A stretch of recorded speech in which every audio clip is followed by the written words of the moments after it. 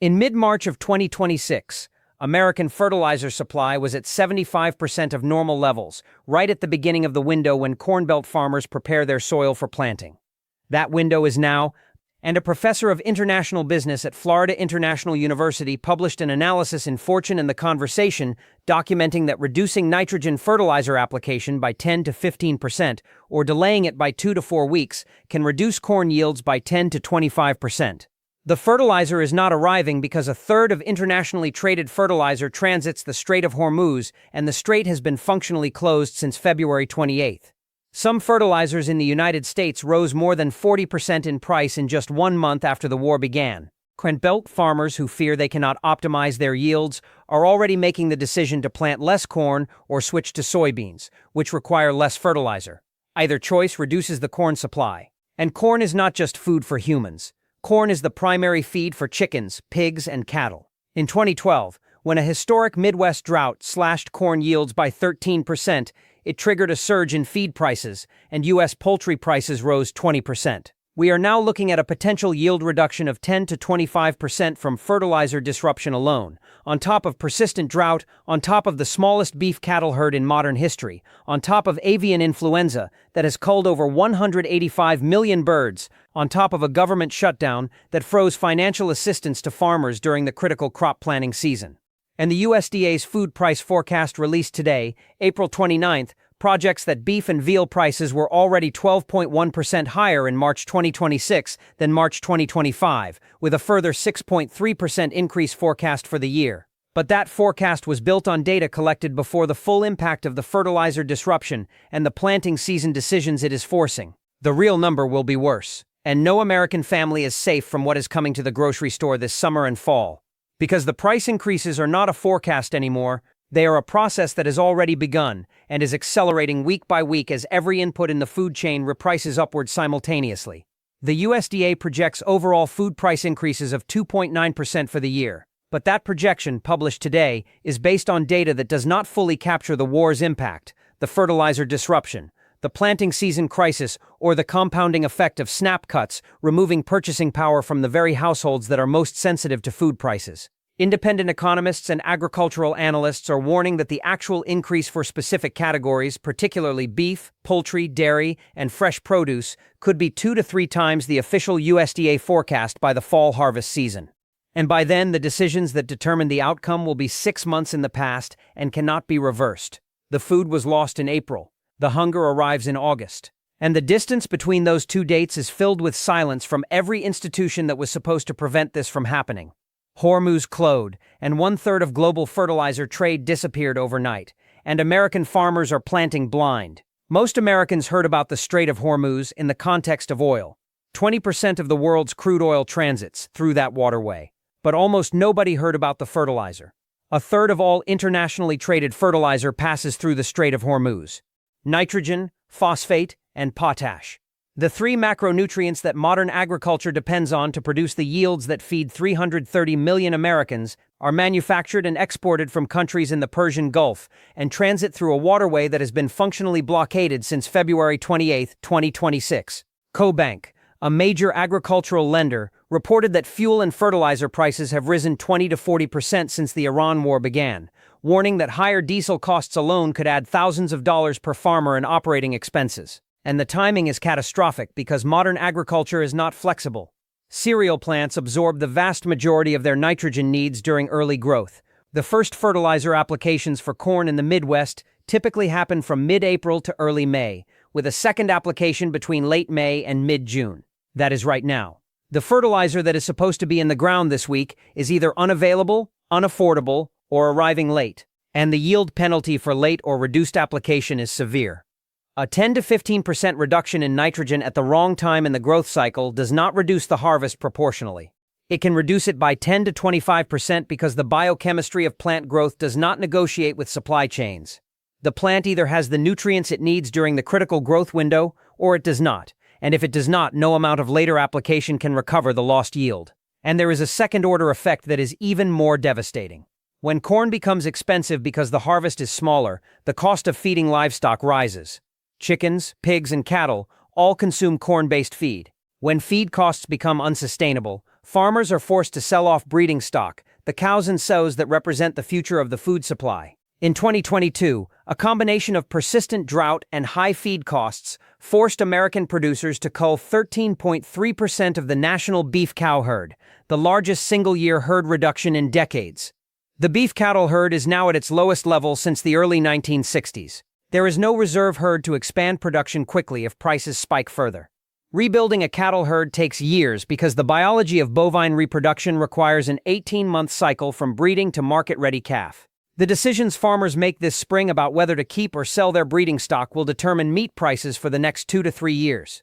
And those decisions are being made right now, under conditions of maximum uncertainty, with fertilizer at 75% of normal, diesel up 20 to 40%, feed costs climbing, and no clarity on whether the Strait of Hormuz will reopen this month or this year.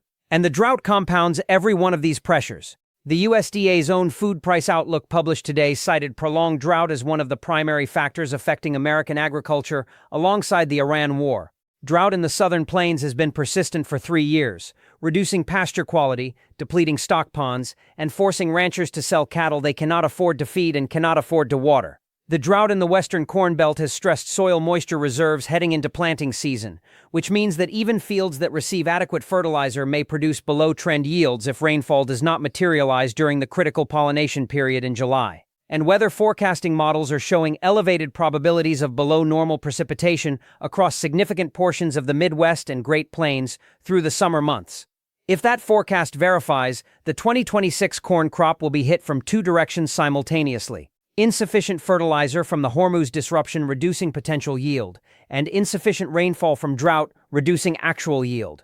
A 15% yield reduction from fertilizer combined with a 10% yield reduction from drought would produce the smallest corn harvest since 2012, when the drought alone triggered a 30% spike in corn prices that cascaded through the entire food system for 18 months.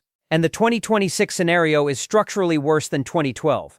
Because in 2012, the cattle herd was larger, the strategic reserves were fuller, the farm financial position was stronger, SNAP benefits were more generous, food banks were better funded, and the Strait of Hormuz was open. None of those conditions exist today. Government shout-out broke America's food safety net during harvest season, and farmers are going bankrupt. Grist published an investigation documenting how the 43-day government shutdown that began October 1, 2025, broke America's food chain in ways that will reverberate through 2026 and 2027. The shutdown froze financial assistance to farmers during the critical harvesting and crop planting season. The USDA's Farm Service Agency, which processes crop insurance claims, disaster payments, and operating loans, was closed for 6 weeks during the exact period when farmers were making decisions about what to plant, how much to borrow, and whether to stay in business. A data scientist studying food insecurity at the University of Colorado named Ginny Breik told Grist that when agencies like the USDA or FDA halt operations, there are ripple effects through the supply chain because of the effect on crop payments, insurance, inspections, and nutrition programs. Farm bankruptcies are soaring. Farm debt is set to hit a record high this year. Farmers are being squeezed simultaneously by low commodity crop prices, spiking interest rates, struggles following several successive federal funding cuts, blowback from the president's tariffs on export markets, and stubbornly high costs of energy and fertilizer. Livestock producers are confronting supply chain constraints, persistent droughts, and rising production costs. Climate change and extreme weather have been amplifying all of these issues. An agricultural economist at the USDA, named Anastasia Semenova, warned that the shutdown created potential risks to the U.S. food supply chain in 2026 and 2027, saying that without adequate financial assistance from the federal government, the nation's food is on track to become more expensive and more limited in supply. Cornell University professor Christopher Barrett, one of the most cited food economists in the country, told Newsweek that production costs are rising across the board, that labor accounts for half the cost of food on your grocery cart and more in restaurants, that the food system is especially dependent on foreign-born workers, and that current immigration policy and tactics are creating labor shortages that drive up the cost of the food system workforce. Imported inputs like fertilizers and fuel make up another big chunk, and tariffs combined with a falling dollar make those more expensive. Barrett concluded that consumers, especially those on fixed low incomes, will face difficult food purchase decisions as food prices rise faster than incomes. That is the clinical academic way of saying that American families on fixed incomes are going to go hungry this summer because the food system that was supposed to feed them has been destabilized from every direction simultaneously. SNAP benefits gutted by $295 billion, and food banks cut by $500 million, and WIC fruits and vegetables slashed by $1.40 billion. At the exact moment that food prices are rising from every direction, the federal government is simultaneously dismantling every program designed to help families afford food. The World Socialist website, citing official government data and USDA sources published today, documented the full scale of the cuts. SNAP benefits face a 25 to 30% reduction, amounting to $200 billion over 10 years under the proposed budget. Trump has publicly claimed that 3.3 million people have been lifted off food stamps through tightened work requirements, stricter eligibility rules, and structural changes under the One Big Beautiful Bill Act. Lifted off food stamps does not mean lifted out of hunger. It means removed from the rolls. The hunger remains. The assistance does not. The administration's proposed fiscal year 2027 budget plans to reduce WIC fruit and vegetable benefits for women and children by $1.4 billion. WIC, the Women, Infants, and Children Nutrition Program, serves approximately 6.3 million participants per month, including half of all infants born in the United States. Cutting $1.4 billion from fruit and vegetable benefits for pregnant women and infants is not a budget optimization. It is a decision to reduce the nutritional quality of food available to babies during the most critical developmental window of their lives, the period when brain development, immune system formation, and lifelong health trajectories are being established. And the administration cut funding for food banks by $500 million, causing what organizations have described as a scarcity crisis and forcing food banks to replace fresh food with cheaper, lower nutrient alternatives. The Food Research and Action Center challenged the USDA in court on March 11th over SNAP waivers that restrict what families can purchase with their benefits. The House Agriculture Committee voted 34-17 on March 5th to report a farm bill that FRAC urged representatives to reject because it fails to restore critical SNAP funding. And the USDA's own food security data from the most recent report showed that 47.4 million people lived in households experiencing food insecurity, an increase of 3.2 million from 2022 and 13.5 million from 2021. 1 in 7 American households struggled with hunger, and that data was collected before the Iran war, before the fertilizer disruption, before the farm bankruptcy surge, before the shutdown damaged the food supply chain, and before the SNAP and WIC cuts took effect. The current number is almost certainly worse. And the war-driven rise in food and fuel prices is a global phenomenon that is creating pressure on America's food supply from the international market direction as well. Crop yields in India and Brazil in 2026 are expected to be lower than normal. East African farmers struggled to afford fertilizer even before the Hormuz crisis, and will now have to make do with even less. Global corn demand from China and India for livestock feed is increasing at the same time that global corn supply from American and South American farms is being reduced by fertilizer disruption and drought. That demand-supply imbalance pushes global commodity prices higher, which means American farmers have an incentive to export corn at higher global prices rather than sell domestically, which further tightens domestic supply. The food price inflation that hits American families this summer will not be driven by a single cause. It will be driven by the convergence of every cause simultaneously. Higher fertilizer costs, higher diesel costs, lower yields, smaller cattle herd, avian flu culling, farm bankruptcies, government shutdown disruptions, SNAP cuts, double each cuts, food bank defunding, immigration enforcement reducing farm labor, drought, global commodity competition, and a war that closed the strait through which a third of the world's fertilizer trade flows. Each factor alone would produce a noticeable price increase. Together they produce a food affordability crisis that the USDA's official 3.1% forecast dramatically underestimates because that forecast was built on pre-war data and does not account for the compounding effects of multiple simultaneous disruptions hitting the same supply chain at the same time.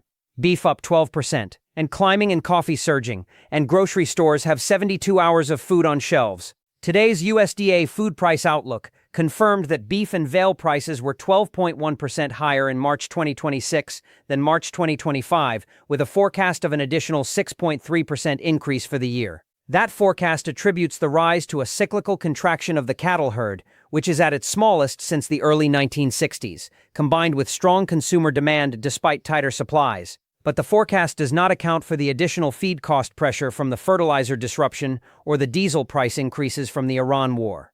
Prices for 7 food categories are predicted to grow faster than their 20-year historical average, specifically beef and veal, fish and seafood, fresh fruits, cereals and bakery products, sugar and sweeteners, non-alcoholic beverages, and other foods. Non-alcoholic beverages, driven by the global coffee price surge, are forecast to rise 5.2% in 2026, with a prediction interval reaching as high as 9.2%. Coffee prices have been climbing for months due to drought in Brazil and Vietnam, the two largest producers, and the war-driven shipping disruptions have compounded the supply constraint. And Norwegian economist Ketil Storsletten, interviewed by CNBC, delivered a warning that should have been the lead story on every network in America. He said that the amount of grain currently on the market is unaffected by the price of gas and fertilizer, but for the new corn and grain being planted right now, it is going to matter. And then he said that if the strait remains closed until summer, we will see substantial increases in food prices. That is a direct, unhedged warning from an economist at a major research institution. Substantial increases. If the strait stays closed until summer, and the strait is currently closed, the ceasefire collapsed, the Islamabad talks failed, Trump declared a naval blockade, Iran is charging tolls of over $1 million per ship and restricting traffic. 230 loaded oil tankers are sitting inside the Gulf. And every week that the strait remains closed is another week that fertilizer is not reaching American farms, that fuel costs are rising, that planting decisions are being made under impossible conditions, and that the harvest of 2026 is being permanently diminished before the first ear of corn has emerged from the soil. American grocery stores operate on a just-in-time inventory system with approximately 72 hours of food on the shelves at any given time. 3 days. That is the buffer between a functioning grocery system and visible shortage. And the supply pipeline feeding those shelves is currently being squeezed from both ends, with rising input costs at the production end and rising energy costs at the distribution end, while the consumer at the retail end is already spending more on food than at any point in the past decade, and cutting back on quantity to manage the cost. Children going hungry in summer when school meals stop, and 34% of Americans already skipping meals. Summer is the most dangerous season for child hunger in America because 30 million children who receive free or reduced-price school meals during the academic year lose access to those meals when school closes in June. The USDA Summer Food Service Program and the Summer EBT program were designed to fill that gap, but participation rates have historically been a fraction of the school year rates. Only about 1 in 7 children who eat free lunch during the school year access summer meal programs. The rest go home to refrigerators that their parents are struggling to fill. And the Century Foundation survey found that 34% of Americans skipped a meal in the past year due to cost, up from 25% just months earlier. Among adults 18 to 29, nearly half delayed or skipped medical care, and 1 in 4 delayed or skipped buying prescribed medication. When parents are skipping meals to keep their children fed, and children are about to lose the school meals that provided their most reliable nutrition, and food prices are surging from the war and the fertilizer disruption and the drought and the cattle herd contraction, the summer of 2026 is going to produce child hunger levels that this country has not seen since before the school lunch program was established. Purdue University's Center for Food Demand Analysis documented that roughly 14% of U.S. households reported food insecurity between January and October 2025, up from 12.5% in 2024. In New York City, 40% of local families cannot afford their weekly food costs, and food banks that are supposed to serve as the last resort have had $500 million in funding cut. The World Food Programme's 2026 Global Outlook found that 318 million people worldwide are facing crisis levels of hunger. The conflict in the Middle East is deepening this crisis to an alarming degree. And while the United States is not facing the famine conditions of Sudan or Gaza, the mechanisms are the same. War disrupts energy. Energy disrupts fertilizer. Fertilizer disrupts planting. Planting disrupts harvest. Harvest disrupts supply. Supply disrupts price. And price is the mechanism through which American families experience hunger.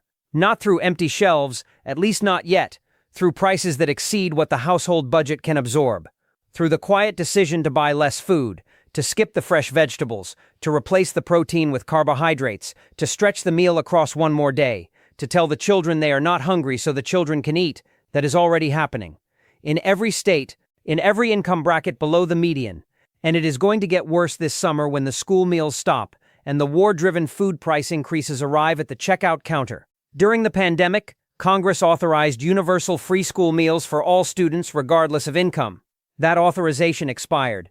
The expanded child tax credit that kept 3.7 million children out of poverty expired. The emergency SNAP allotments that increased benefits by an average of $234 per household per month expired.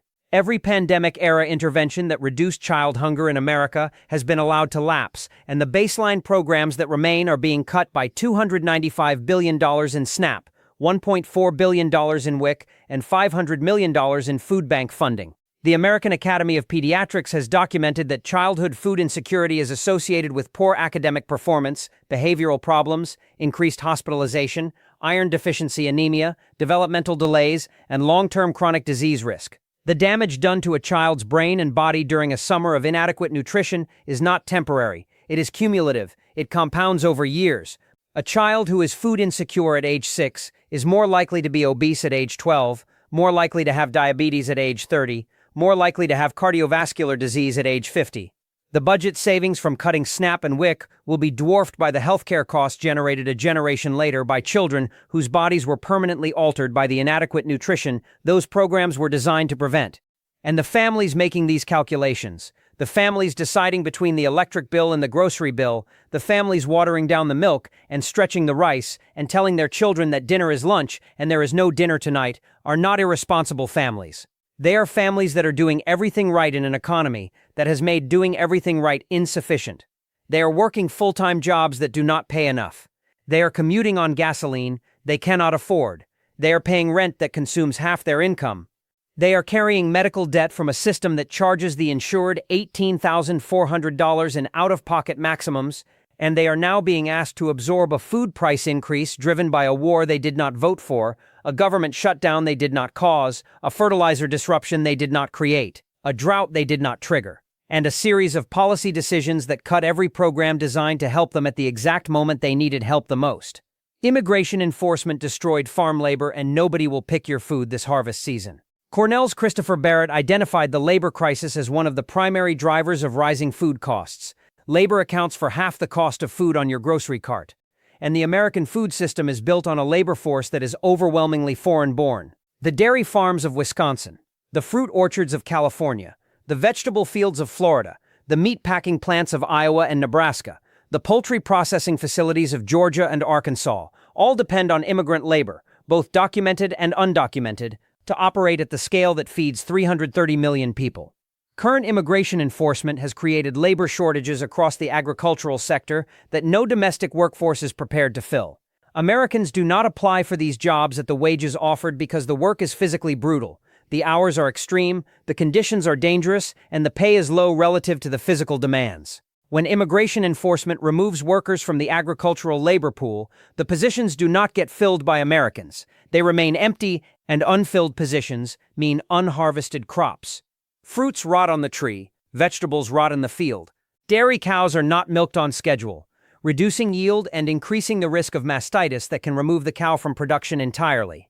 Meatpacking plants slow their line speeds, reducing throughput and increasing per-unit processing costs that are passed directly to the consumer. And the farms that cannot find labor at any wage are making the same decision that farms facing high fertilizer and diesel costs are making. They are planting less. They are switching to crops that require less hand labor. They are reducing the acreage under cultivation. They are in some cases leaving the land fallow entirely. Every acre of farmland that goes unplanted in the spring of 2026 because of labor shortage, fertilizer cost, diesel cost, drought, or financial distress is an acre of food that will not exist in the fall of 2026. And the American consumer who goes to the grocery store in September expecting to find affordable produce, affordable meat, and affordable dairy is going to find higher prices, smaller packages, substituted ingredients, and in some cases empty shelf sections where specific products are simply not available at any price. Not because the system collapsed. Because the system was quietly hollowed out from 5 directions simultaneously while the evening news was talking about the ceasefire and the midterm election and the latest social media controversy. The food crisis did not arrive suddenly. It accumulated. Decision by decision, farm by farm, policy by policy, acre by acre, and by the time it is visible on the shelf, the decisions that caused it will be 6 months in the past and irreversible. That is what has already started. That is what is coming for American families this summer. And that is why no American family is safe from it, because the grocery store does not discriminate. It charges the same price to the family earning $200,000 as it charges to the family earning $40,000. But the family earning $40,000 has no margin left to absorb it. And neither, increasingly, does the family earning $80,000 or $100,000. Because when housing takes 40%, healthcare takes 15%, transportation takes 12%, and food was already taking 15% before the war, and the drought, and the fertilizer disruption, and the labor shortage, and the SNAP cuts, and the food bank defunding all hit at once. The math does not work. The math has not worked for most American families for 2 years. And this summer, the math is about to get worse, in ways that the families who are living it cannot absorb, and the politicians who caused it will not acknowledge until November, when it is too late to matter for the harvest that was lost in April.